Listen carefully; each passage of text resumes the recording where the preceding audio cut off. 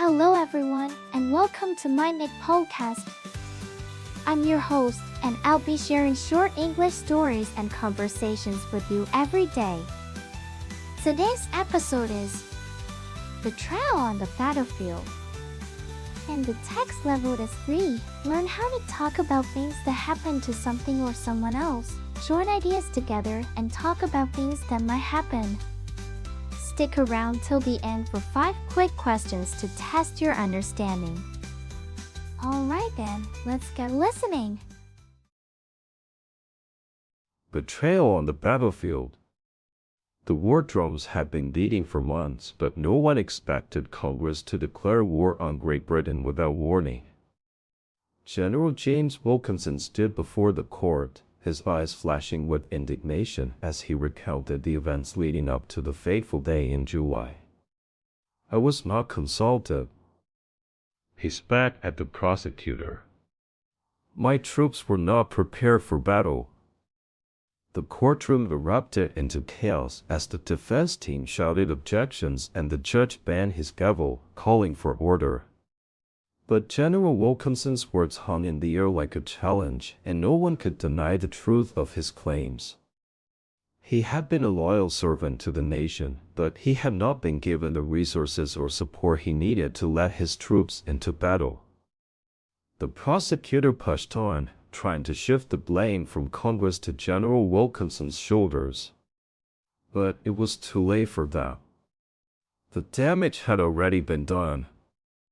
The War of 1812 had begun in a cloud of uncertainty and betrayal, and no one knew what the future held for the young nation.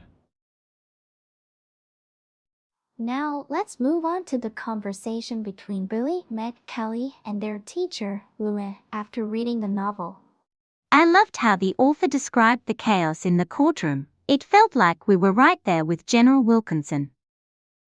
Well, let's not get too caught up in the drama. The novel is trying to convey a larger message about the complexities of war and politics. But what do you think about how the author portrayed Congress? I thought they were kind of one-dimensional and unfair. I was surprised by how much I cared about General Wilkinson. The way the author wrote his character really made him relatable. I know what you mean, Billy, and I loved how the author explored the themes of loyalty and duty in the context of war. It's interesting to note that the novel is based on real events from American history. The War of 1812 was a pivotal moment in our nation's development.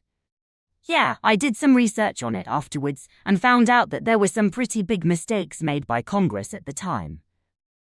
I'm glad we got to read this novel. It really made me think about the consequences of war and the importance of leadership. Now, let's test your understanding of the novel and the dialogue with 5 questions. Question 1. Who stood before the court in the story? A. General James Wilkinson. B. Congress. C. The prosecutor. D. The judge. E. The defense team. The answer is A. General James Wilkinson. Question 2. What was the result of Congress' decision to declare war on Great Britain without warning? A. General Wilkinson was consulted beforehand. B. General Wilkinson's troops were prepared for battle. C. The War of 1812 began in a cloud of uncertainty and betrayal. D. The nation prospered immediately after the declaration of war. E.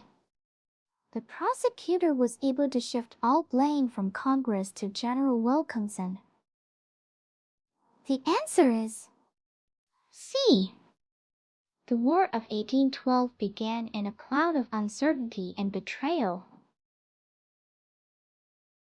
Question 3. What did Meg like about the author's description of the courtroom? A.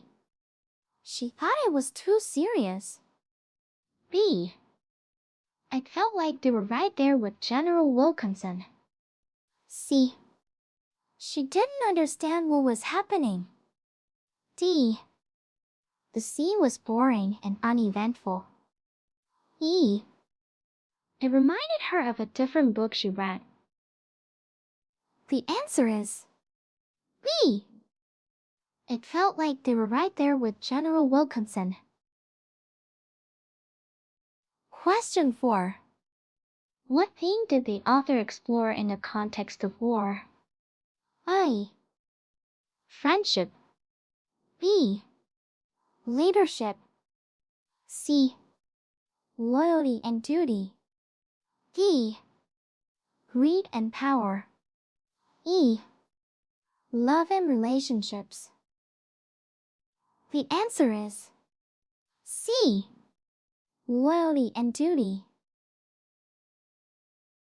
Question 5. How many years old is Billy according to the note section? I. 11. B. 12. C. 42. D. None of the above are correct. E. It's not mentioned. The answer is A. 11. That's it for today's quiz. How many did you answer correctly?